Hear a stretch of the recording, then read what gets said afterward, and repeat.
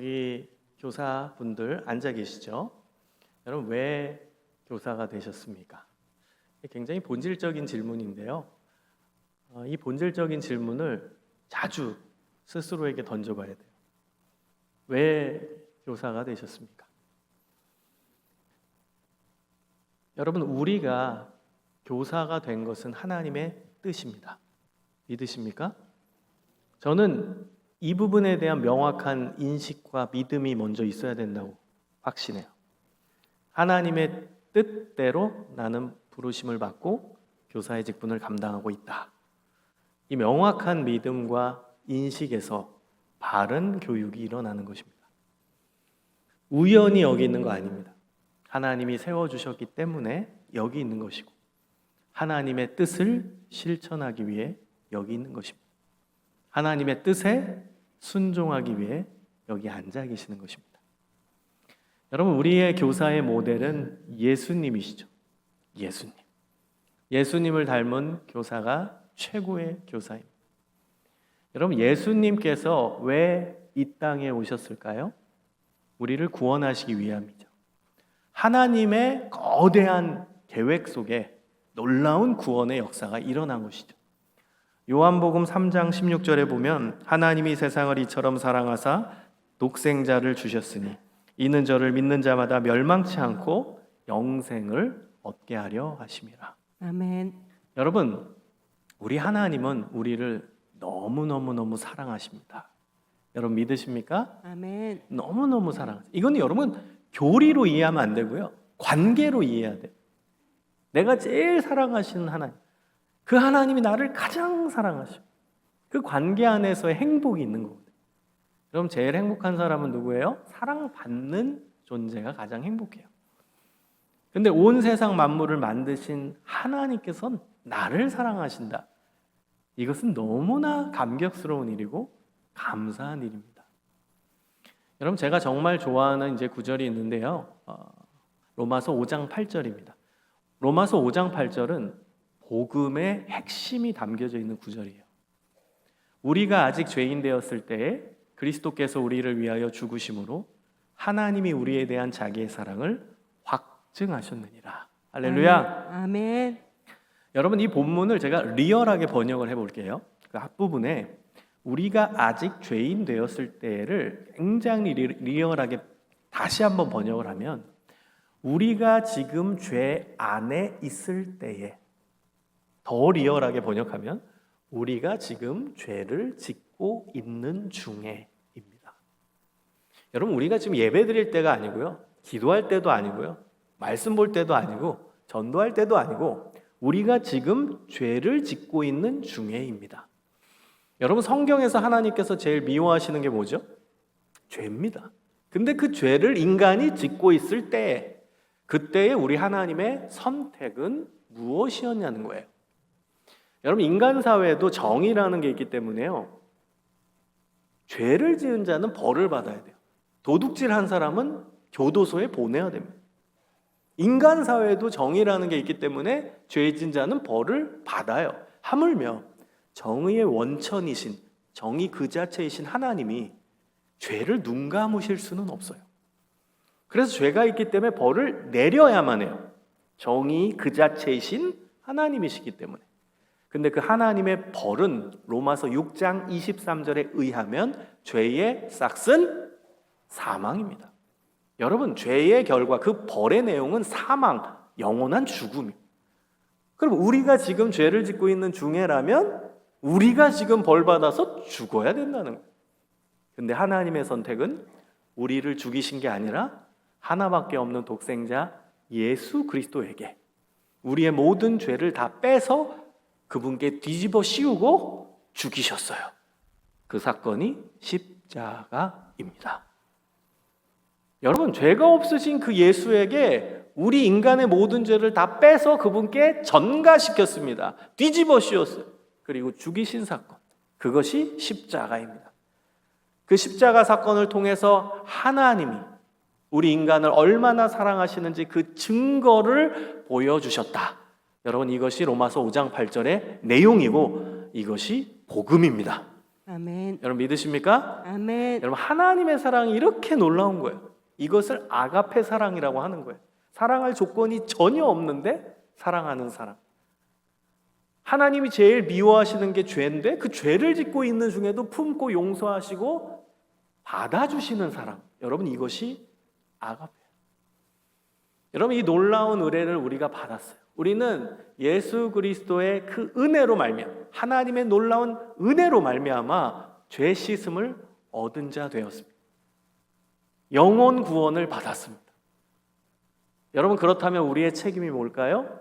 죽어가는 우리 어린 생명들, 예수를 모르고 죽어가는 그 생명들을 살리는 역할이 우리에게 있는 줄 믿습니다. 아멘. 여러분 영혼 구원의 사명이 우리에게 있기 때문에 이 교사의 직분을 감당하는 거예요. 우리 어린 생명들 복음을 전하고 그들이 예수 안에서 새로워지고 예수님 닮은 존재로 세워가는 그 고귀한 일을 하나님이 우리에게 맡겨주신 거예요. 여러분 예수님께서 이 땅에 오신 스토리는 이 세상에서 가장 아름다운 스토리입니다. 그런데요 그 스토리는 눈물 없이는 들을 수 없는 스토리입니다. 오늘 저는 여러분에게 예수님의 삶 전체를 말씀드리려고 해요. 왜? 우리의 모델은 예수님이시니까. 우리가 따라가야 되는 모델은 예수님. 우리가 따라가야 될 교사 모델은 예수님이시니까.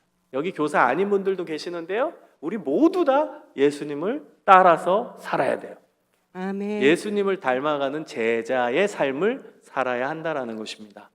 그래서 오늘 예수님의 삶 전체를 제가 말씀을 드려보도록 하겠습니다. 여러분 예수님께서 이 땅에 오신 이유는 하나님의 뜻에 순종하시기 위함입니다. 어떤 뜻이요? 우리 인간을 구원하시기 위한 하나님의 뜻에 순종하시기 위해 이 땅에 오신 것입니다. 여러분 근데요 그 예수님의 순종 안에는 고난이 담겨져 있어요. 조금 더 정확히 얘기하면 고난에 대한 순종이었어요. 하나님의 뜻에 순종하는 건데요 그거는 본인이 고난을 받아야만 하는, 그게 필수로 그 고난을 수용해야만 하는 순종이었다라는 거예요. 여러분 예수님께서 이제 하나님이시잖아요. 근데 이제 인간의 몸을 입고 이 땅에 내려오셨어요. 그걸 성육신 사건이라고 하죠. 여러분 어떠셨을 것 같아요? 오늘 한번 예수님의 마음을 한번 공감하고 들어보세요. 하나님이세요. 하나님이라는 존재는 전지전능, 모든 걸 아시고 모든 능력이 있으신 분이에요. 제한이 없으신 분이에요. 그분은 어디에 제한되는 분이 아니죠. 하나님, 신이신데. 그런데 인간의 몸을 입는다는 건 제한이 된다는 거예요. 우리 육체는 제한이 되잖아요. 제한된 육체 안으로 온다. 이 얼마나 예수님 입장에서는 불편하셨을까? 저는 그런 생각을 해봐요. 제한이 없던 하나님이 제한된 인간의 몸을 입고 이 땅에 온다? 얼마나 불편하셨을까? 저는 이것부터 우리 예수님의 고난에 대한 순종이 시작됐다라고 생각해요. 그 인간의 몸을 입는다라는 것 그 자체. 제가 한번 예수님을 좀 공감해 보기 위해 여러 가지 비유를 생각해 봤어요. 근데 적절한 비유는 떠오르지가 않은데요. 그나마 제가 한번 생각해 본 비유가 100m 달리기 비유예요. 여러분 100m 달리기 하는 선수는 어떤 복장을 입고선 와야 되죠? 가볍게. 운동화도 가장 가볍게. 그러고 뛰면은 막 열심히 뛸 수 있죠. 그래서 100m 뭐 15초에도 뛸 수 있고 14초에도 뛸 수 있어요. 근데 100m 달리기 선수인데 구두를 신어요. 불편한 구두. 그다음 양복을 저처럼 입어요. 그다음에 파카를 입었어요. 오리털 파카를 입었어요. 게다가 짐을 한 50kg짜리 가방을 들었어요. 그리고 100m 달리기를 하는 거예요. 어떨 것 같아요, 여러분? 엄청 불편하겠죠. 뛰는 것 자체가 너무너무 힘들겠죠. 저는 그런 비유를 생각해 봤어요. 우리 예수님이 인간이 되셨다라는 게 어떤 느낌일까? 그냥 제 나름대로 공감해 보려고 비유를 들어본 거예요. 100m 달리 가볍게 옷 입고선 뛰던 그 선수가 50kg 짐을 메고 양복 입고 거기에 오리털 파카를 입고 구두 불편한 걸 신고 그리고 100m 달리기를 뛰는 그 느낌, 그 100% 그렇게 비유할 수는 없겠지만 요 정도는 이렇게 비유를 할 수 있지 않을까라는 생각을 해봤어요. 제가 얘기하고 싶은 게 뭐예요? 예수님이 얼마나 불편하셨겠어요. 인간의 몸을 입고 오신다라는 게. 그 다음 예수님은요, 인간이 되셨다라는 뜻은 인간이 느끼는 모든 고통, 모든 아픔, 모든 감정, 심지어 모든 유혹도 다 받으셔야 된다는 거예요. 그래서 히브리서 4장 15절에는 우리에게 있는 대제사장은 우리의 연약함을 동정하지 못하시리가 아니요 모든 일에 우리와 똑같이 시험을 받으신 이로되 죄는 없으시다. 여러분, 예수님은요 인간으로서 유혹을 이기신 거예요. 여러분, 이게 대단한 거 아니에요? 우리와 똑같이 시험을 받으신 이로되 죄는 없으시니라. 우리 예수님 참 대단하신 분, 인간으로 봐도 대단한 분이시죠. 여러분, 우리는 예수님을 너무 쉽게 생각해요. 하나님이니까 죄를 이기셨겠죠. 여러분, 예수님은 100% 하나님이시지만 동시에 100% 인간이십니다. 인간의 몸을 입고 오셨어요. 그래서 유혹을 받으셨지만 이겨내신 거예요. 얼마나 힘드셨겠어요. 얼마나 힘드셨겠어요. 여러분, 예수님 어디서 태어나셨죠? 마구간에서 태어났습니다. 마구간. 그리고 예수님이 누우셨던 곳은 어디죠? 말구유입니다. 여러분, 마구간 어떤 곳이죠? 가장 더러운 곳입니다. 여러분, 순수 유대인들은요 마구간에 들어가지 않아요. 왜냐하면 마구간에 들어가면 오염된다라고 봤어요. 이 순수 유대인들은요 물리적으로 오염된 공간은 가면 영적으로도 오염된다고 봤어요. 그래서 마구간에 안 들어갑니다. 여러분, 마구간은 말의 침과 똥이 엉켜있는 가장 더러운 공간입니다. 그리고 예수님이 누우셨던 말구유는 말밥통이에요. 여러분, 말이 그 얼굴 대고선 거기서 밥 먹는데요 얼마나 더러운 침이 가득하겠어요. 그러니까 말이 얼굴만 되겠어요? 뒤도 돌아가겠죠? 그럼 거기다 용변도 본다고요. 이 말구유는 가장 더러운 곳이에요. 거기에 아기 예수님이 누우신 거예요. 여러분, 제가 유치부 시절에 저는 마구간이 굉장히 좋은 곳인 줄 알았어요. 왜냐하면 저희 유치부 전도사님 때문에. 저희 유치부 전도사님이 항상 설교하실 때 그림 자료를 갖고 오셨거든요. 본인이 그리신 거. 그림을 굉장히 잘 그리시던 전도사님이었어요. 근데 마구간을 설명해 주시고 그림 자료를 보여주시는데 너무 아름답게 그리신 거예요. 너무 따뜻하게. 지푸라기가 포근하게 그려져 있고요. 그 다음 말들은 어떻게 그렇게 예쁜지 만화 캐릭터 같이 그려놓으셨어요. 그 다음에 아주 따뜻한 분위기의 색감으로서 색칠을 하셨어요. 그래서 저는 어린 시절에 마구간은 좋은 곳이구나. 마구간은 이렇게 따뜻한 곳이구나. 마구간은 이렇게 목가적인 곳이구나. 이렇게 착각을 했습니다. 여러분, 마구간은 그런 곳이 아닙니다. 여기 유치부 선생님 계시면 마구간 잘 그리세요. 막 그리셔야 돼요. 더럽게 그리셔야 되고. 마구간은 그런 곳이 아닙니다. 마구간은요 가장 더러운 곳이고 아무도 들어가지 않는 공간입니다. 여러분, 그곳에 우리의 구주 예수님이 태어나셨어요. 그러니까 예수님은 이 땅에 오실 때부터 본인의 사명을 보여주신 거예요. 아무도 안 들어가는 더러운 공간. 이게 영적으로 보면 영적으로 더러운 공간이죠. 그곳에 예수님이 태어나셨어요. 예수님은 탄생 때부터 본인의 사명을 보여주신 거예요. 그 공간에서 그 내용을 보여주신 거예요. 이 마구간은 가장 더러운 곳이다. 죄로 오염된 곳이다. 여기 아무도 안 들어온다. 더러운 공간으로. 그러나 나 구세주가 여기 있다. 예수님의 사명을 보여주신 거예요. 예수님이 오신 이유는 죄를 없애기 위해, 더러운 곳에 오셔서 죄를 씻어내시기 위해 구원자로 오신 겁니다. 여러분, 우리의 예수님, 너무나 놀라운 예수님의 사역을 탄생 때부터 보여주신 것이죠. 여러분, 지금 아무리 가난해도 마구간에서 태어나는 사람 없잖아요. 아무도 들어가지 않는 그런 헛간에서 태어나는 사람은 없지요. 병원에서 태어나거나 또 뭐 집에서 태어나거나. 그래도 지금은 여러분 의학 수준이 얼마나 높습니까? 그래가지고 다 보호를 받으면서 이제 출생을 하는데 우리 예수님, 또 예수님의 어머니 마리아, 그런 보호도 못 받고 그런 힘든 공간에서 태어나 우리의 귀하신 예수님이 가장 더러운 마구간의 말구유에 누이셨어요. 얼마나 불편하셨겠어요. 예수님의 고난인 것이죠. 여러분, 이제 예수님의 어린 시절을 보겠습니다. 그의 아버지 요셉은 잘 사는 사람이 아니었습니다. 여러분, 요셉의 직업 다 아시죠? 목수였습니다. 당시 목수는 가장 하층민이 가지고 있던 직업입니다. 가장 힘든 사람들이 가지고 있던 직업입니다. 이 목수 아버지 밑에서 아주 평범하게 예수님은 30년 정도의 인생을 살았습니다. 저는 여기서 또 묵상을 해봅니다. 와, 30년 꽤 긴 시간이네. 그 긴 시간 동안에 우리 예수님은 기다리셨어요. 하나님의 때를 기다리시는 거예요. 하나님이 이제 딱 이때다. 이제 사명을 실천해라. 그때가 오기까지 기다리시고 묵묵히 기다리시는 거예요. 여러분, 기다리는 게 얼마나 힘든 건지 여러분 아시죠? 수험생들이 지원하고 나서 결과를 기다리는 그 기다림, 그 쉬운 거 아닙니다.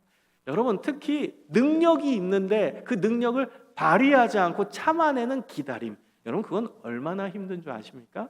우리 예수님이 뭐 능력이 없으십니까? 능력이 있으신 하나님이신데요, 그 능력을 쓰지 않고 참으시고 하나님의 때를 기다리셨어요.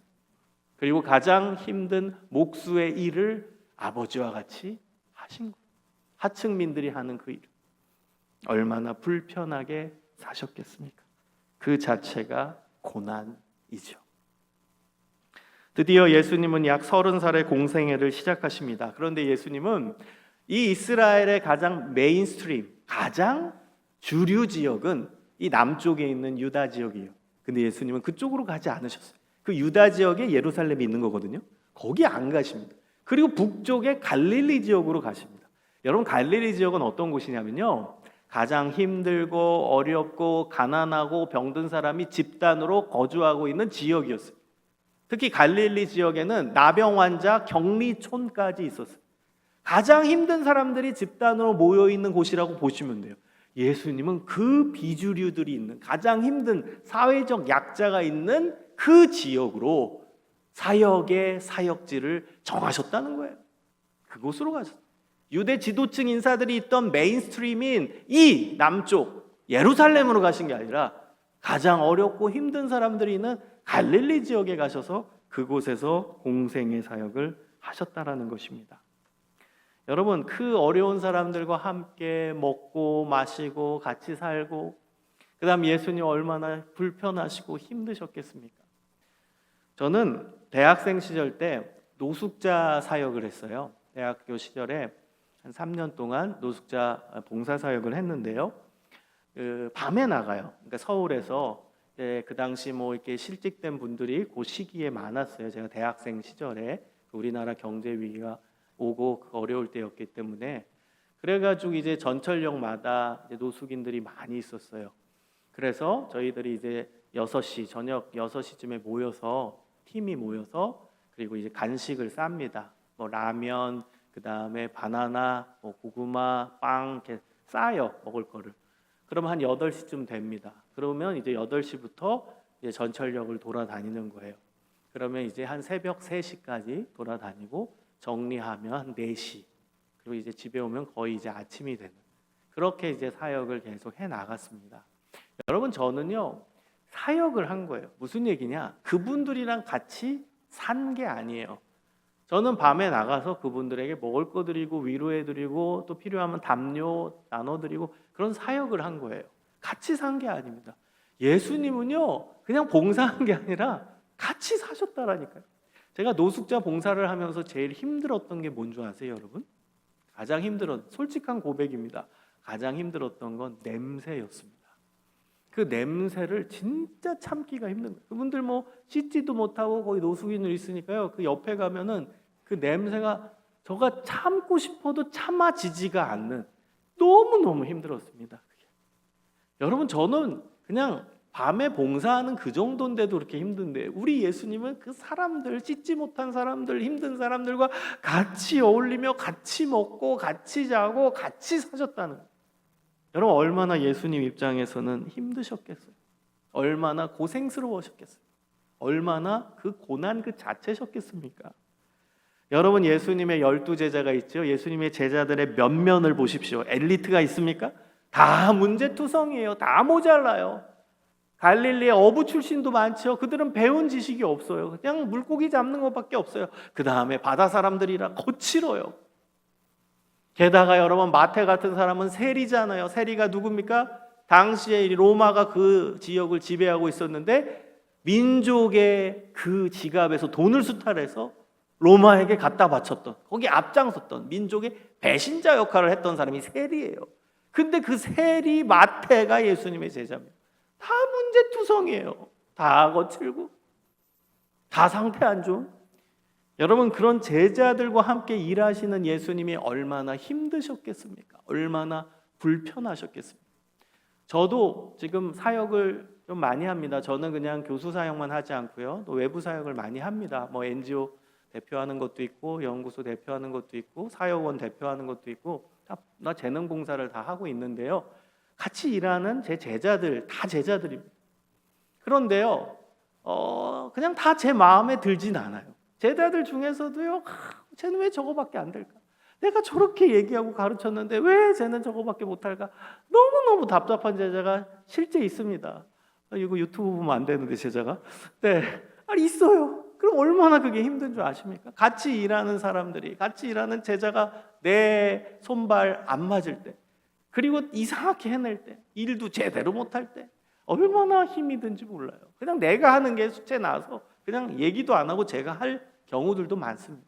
여러분, 우리 예수님은 얼마나 힘드셨겠어요. 그 준비한 된 제자들과 함께 사역을 감당하시는 게 얼마나 힘드셨겠습니까? 그래서 예수님이 복음서에서 계속 얘기하잖아요. 내가 언제까지 너희와 함께 있으리요? 그 말은 뭐예요? 내가 언제까지 너네들 가르쳐야 이제 알아듣겠냐? 내가 언제까지 니네 옆에서 하나하나 알려줘야 그제서야 너네는 움직이겠냐? 왜 이렇게 너는 이렇게 부족하냐? 심지어 너네들은 왜 이렇게 믿음이 없느냐? 믿음이 없는 자들아. 답답한 거예요, 예수님. 여러분, 예수님 입장에서는 이 자체가 고난이셨죠. 이 부족한 제자들과 함께 일하는 것 자체가 고난이었어요. 게다가 예수님은 집도 없고 마차도 없고 아무것도 없었습니다. 재산 하나가 없었어요. 마태복음 10장 10절에 보면 여행을 위하여 배낭이나 두버롯이나 신이나 지팡이를 가지지 말라. 이는 일꾼이 자기의 먹을 것 받는 것이 마땅함이라. 예수님 말씀. 제자들에게 교훈하신 말씀인데요. 여기서 여행은 선교 여행이에요. 선교 여행을 위하여 배낭이나 두버롯이나 신이나 지팡이를 가지지 말라. 여러분, 예수님은요 갈릴리 지역 곳곳을 다니면서 선교 여행을 다니시면서 3년의 공생의 기간을 보내신 거거든요. 그런데 본인이 이렇게 사셨다는 거예요. 배낭도 없었어요. 두버롯도 없었대요. 여러분, 무슨 뜻이에요? 예수님은 단벌 신사였다는, 옷 한 벌 가지고 사셨다는, 두버롯을 가지지 말라. 본인이 두버롯이 없었다는, 신이나 지팡이를 가지지 말라.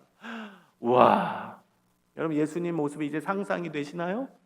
지팡이도 없어요. 광야지대는 지팡이 없으면 얼마나 힘든 줄 아세요? 지팡이도 없이 신도 가지지 말래. 그렇게 예수님은 가장 청빈한 삶, 가장 힘든 삶을 사셨다는 거예요. 여러분, 게다가 예수님이 뭐 집이 있으셨어요? 마태복음 8장 20절에는 눈물 나는 말씀을 하십니다. 예수께서 이르시되 여우도 굴이 있고 공중의 새도 거처가 있을 때 인자는 머리 둘 곳조차 없다. 머리 둘 곳조차 없으신 예수님. 예수님은 집이 없었어요. 거할 곳이 없었어요. 이곳저곳 그냥 선교여행 다니시면서 오늘은 어디 갈까? 저 집에 가야겠다. 저 집에 있다가 또 나와가지고 내일은 어디 갈까? 또 사역 마치고 또 어디 투숙할 곳 어디 있을까 찾고, 그렇게 이동 사역하시던 예수님. 집도 없으신 예수님. 옷 한 벌 갖고 사셨던 예수님. 그래서 여러분, 예수님의 모습을 한번 상상해 보세요. 영화 배우 예수님이었을까요? 우리가 아는 금발에. 여러분, 영화 보면 예수님 막 영화 배우가 진짜 너무 잘생겼잖아요. 막 깨끗하고 막 금발에 흰색 옷 입으시고. 과연 그러셨을까요, 예수님이? 단벌 신사의 그 옷을 입고 사셨는데요. 광야지대 이곳저곳 다니면서 거기 광야의 모래바람, 그게 그냥 옷에 가득했을 거예요. 그게 예수님은 흰색 옷이 아니라 그냥 떼국물이 그냥 찰찰찰 나는 그냥 가장 더러운 옷으로 바뀌었을 거예요. 예수님 집도 없었는데 거기 뭐 빨래라도 하실 수 있었겠어요? 집도 없었는데 뭐 제대로 세수나 하셨겠어요? 샤워나 하셨겠어요? 머리는 떡지고 얼굴은 눈곱이 가득하고 더러우셨어요. 여러분, 우리가 예수님에 대해 정확히 하셔야 돼요. 예수님이 막 멋지게 막 금발에 막 깨끗한 옷 아니에요. 현실 속의 예수님은 옷 한 벌 갖고 그렇게 처절하게 사역을 감당하시고 고난 속에 하루하루를 지내셨어요. 얼마나 힘드셨겠어요? 얼마나 불편하셨겠냐고요. 여러분, 예수님은 이런 가난한 삶, 철저한 청빈의 삶을 사셨기 때문에 가난한 사람의 마음을 아시는 거예요. 마태복음 10장 42절에 보면 또 누구든지 제자의 이름으로 이 작은 자 중 하나에게 냉수 한 그릇이라도 주는 자는 내가 진실로 너희에게 이르노니 그 사람이 결단코 상을 잃어버리지 아니하리라. 아멘. 여러분, 예수님은 아시는 거예요. 본인이 가난의 삶을 경험해 보니까 가난한 자의 마음을 아시는 거예요. 그래서 이 작은 소자, 가난한 자에게 마실 물 한 잔이라도 주는 자는 상을 잃어버리지 않을 거다.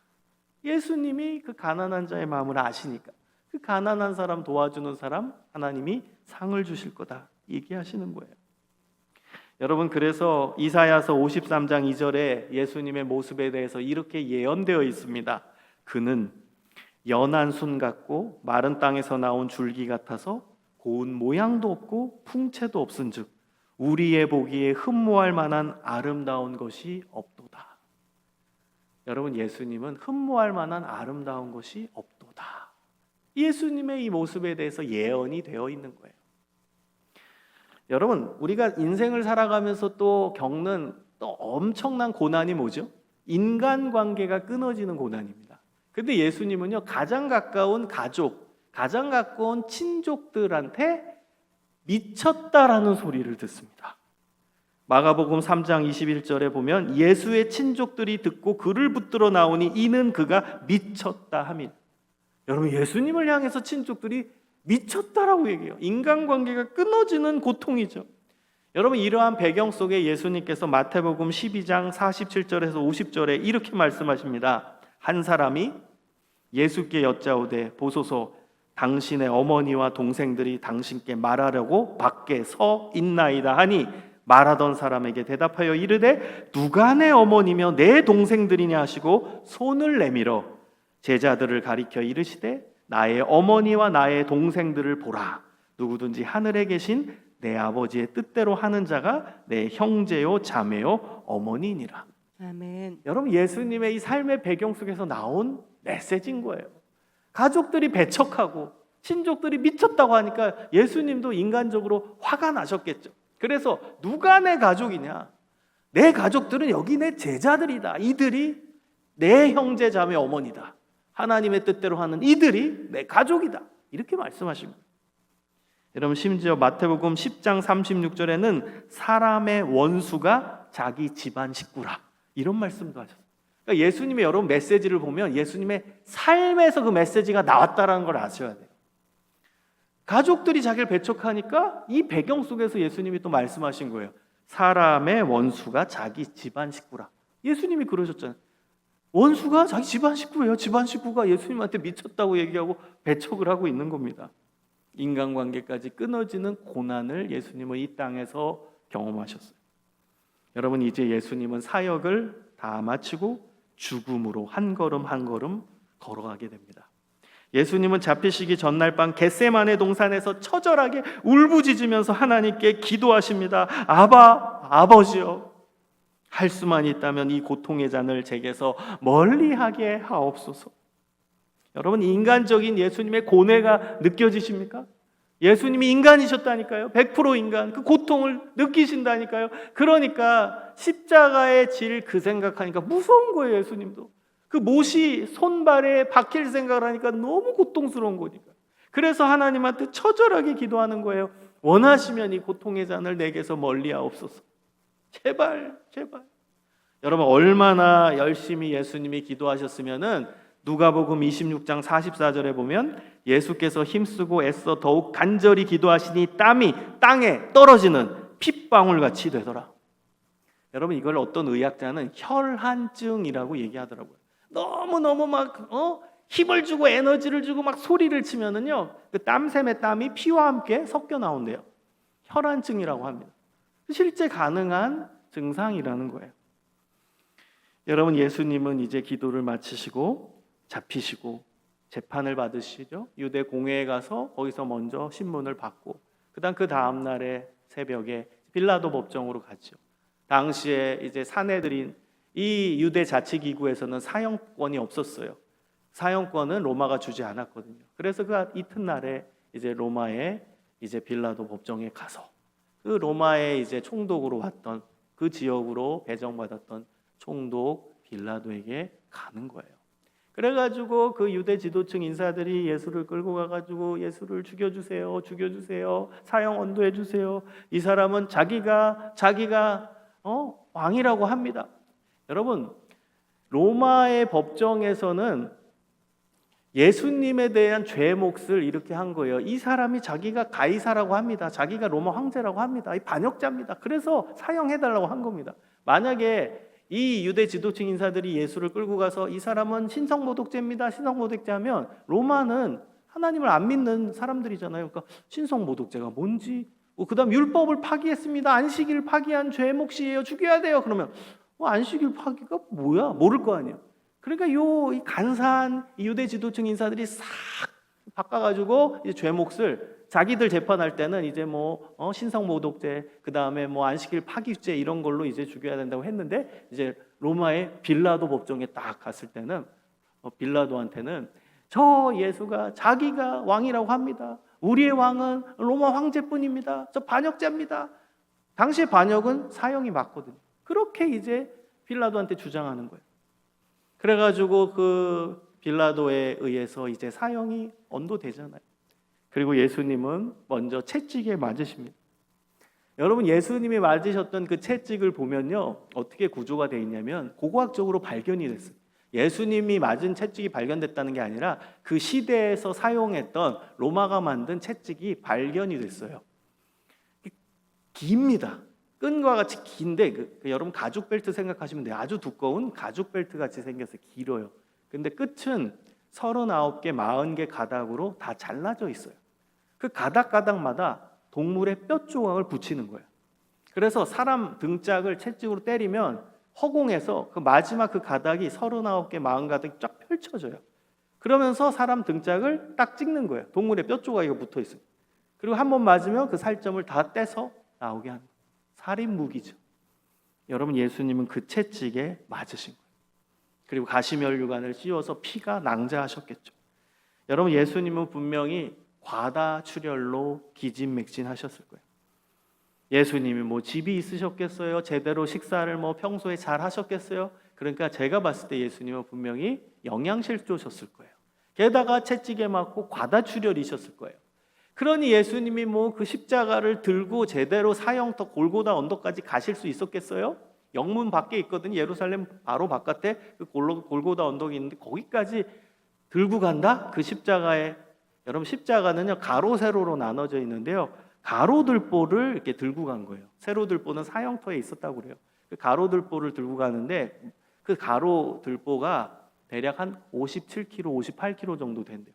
여러분, 기진맥진한 그 예수님, 과다출혈에 영양실조인 예수님이 57, 8kg짜리 그 가로 나무 토막, 그 통나무 같은 걸 들고서 제대로 걸으실 수 있으셨겠어요?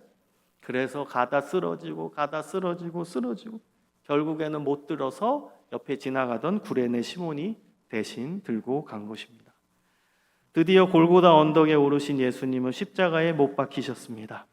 여러분, 당시 발견됐어요. 당시에 쓰던 사형터에서 발굴된 그런 못이 있는데, 이것도 예수님 시대 때 못인 거예요. 예수님한테 쓰여졌던 거라기보다는 예수님 시대 때 그 십자가형을 언도받았던 사람이 박혔던 그 못이 발견이 됐는데 약 18cm의 대못입니다. 여러분, 그 못을 사람의 이제 손바닥에다가 이제 바로 박으면은 사람의 무게가 있기 때문에 바로 빠져요. 그래서 보통은 어디냐? 손목에다가 그 못을 박게 됩니다. 손목. 여러분, 손목은 대동맥, 중추신경이 지나가는 곳이에요. 그곳에 못이 박힌다. 여러분, 그 고통은 상상할 수도 없죠. 너무 고통스러우니까요, 당시 이 죄수들한테 이 마취제 역할을 했던 쓸개탄 포도주를 줍니다. 근데 예수님은 그걸 거절하십니다. 모든 고통을 예수님이 바로 받으신 거예요. 여러분, 예수님께서 6시간 만에 운명하시잖아요. 그걸 통해서 또 뭘 알 수 있는 줄 아세요? 예수님이 진짜 몸이 안 좋으셨구나. 영양 상태가 안 좋으셨구나. 왜냐하면요, 로마 문헌에 보면 여러분 십자가형을 언도벗고 사형받은 그 사형수가 2박 3일 동안 십자가에 매달려 있던 죄수가 있었어요. 2박 3일 동안. 얼마나 고통스럽겠어요. 그러니까 여러분 이 십자가형이 그렇게 사람을 처절하게 죽이는 가장 극악무도한 형벌인 거예요. 바로 안 죽어요. 모든 피를 다 쏟고 그 다음 죽게 만드는 가장 무시무시한 형벌인데, 그래서 2박 3일 동안 십자가에 매달려 있던 죄수가 있었다니까요. 근데 우리 예수님은 6시간 만에 돌아가셨어요. 그 말인즉슨 예수님 몸 상태가 정말 안 좋으셨구나. 그걸 알 수 있죠. 그러니까 예수님이 사역 기간 동안에 얼마나 힘들게 사역하셨는지, 제대로 드시지도 못하고 사역하셨는지를 다 알 수 있는 대목이죠.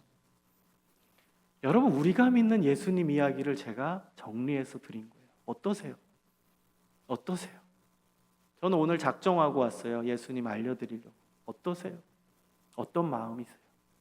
여러분, 예수님께서 이렇게 왜 고난 속에 고통스럽게 이 땅에 오셔서 고통스럽게 죽으셨을까요? 누구 때문에? 누구 때문입니까? 나 때문이에요. 나의 죄 때문, 우리의 죄 때문이에요. 그 죄 때문에 예수님, 최고의 예수님, 그 하나님, 고귀하신 그 하나님이 우리를 위해서 이러한 고통을 다 당하신 거예요. 십자가에서의 고통뿐만 아니라 그 인생 전체가 고난과 고통이었어요.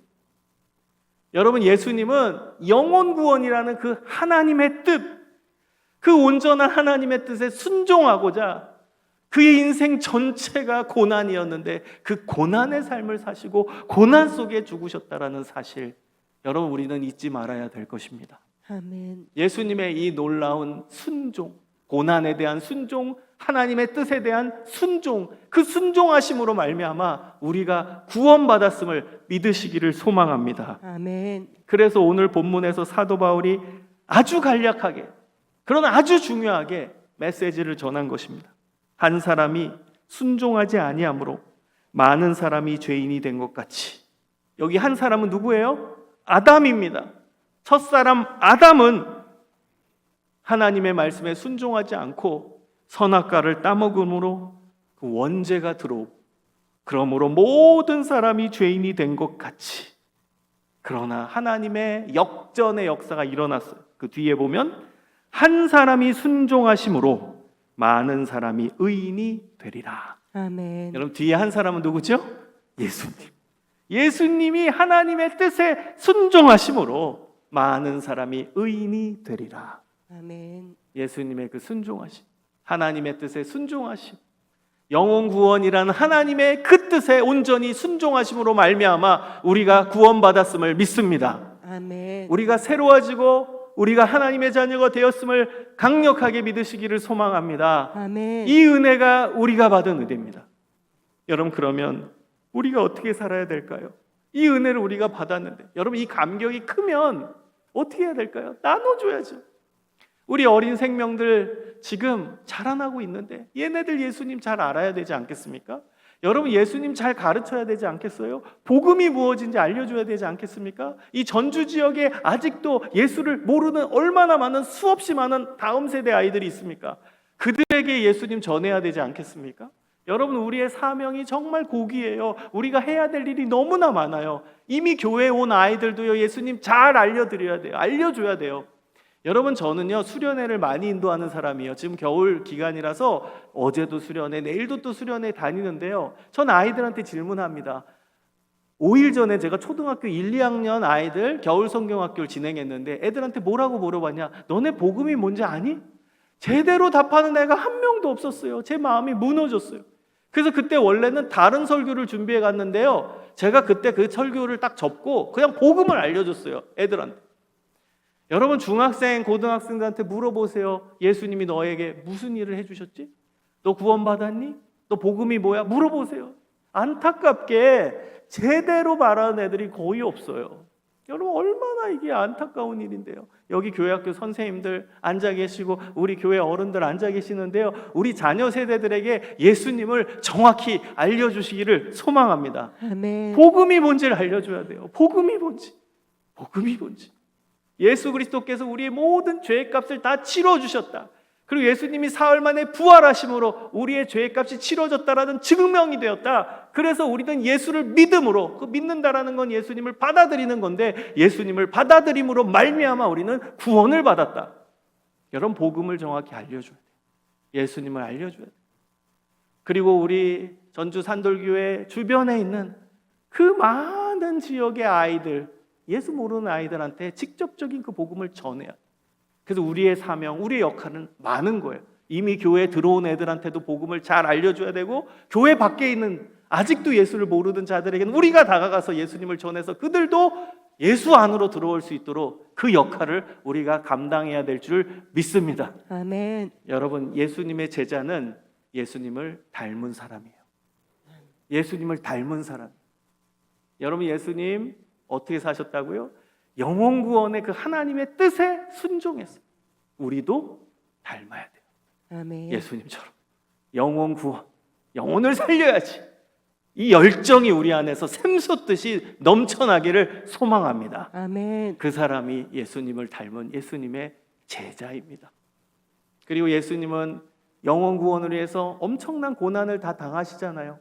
여러분, 우리 아이들 가르치시고 복음 전하고 또 교회 학교 교사 사명을 감당하시느라고 손해보고 희생보고 고난 당하세요. 그걸 영광으로 하시길 소망합니다. 아멘. 여러분, 그게 영광이에요. 저는 그렇게 생각해요. 여러분, 오늘 주일날 또 열심히 사역 감당하시고 집에 가시면 피곤하잖아요. 내일 또 출근해야 되는데, 여러분, 그 피곤함이 면류관입니다. 여러분, 생각을 바꾸세요. 아니, 내가 주님의 일을 하다가 오늘 피곤한 건데 그 영광 아니에요? 면류관 아니에요? 이제 생각을 바꾸세요.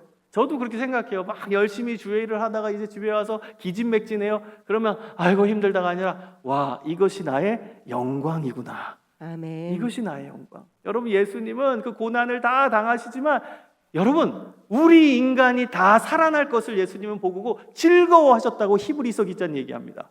그 즐거움, 부끄러움을 개의치 않고 그 영혼의 즐거움, 영혼이 살아날 즐거움을 여러분, 예수님은 생각하시고 그 십자가를 묵묵히 받으셨다는 거예요. 여러분, 우리가 교사의 직분 감당하면서 힘들 수 있어요. 어려울 수 있어요. 억울한 일 당할 수 있어요. 손해볼 수 있어요. 시간의 손해, 그 다음에 재정의 손해, 애들 막 먹을 거 사주면 또 내 지갑에 돈이 나가야 되고 손해보는 것들이 있어요. 여러분, 그것은 행복한 일이에요.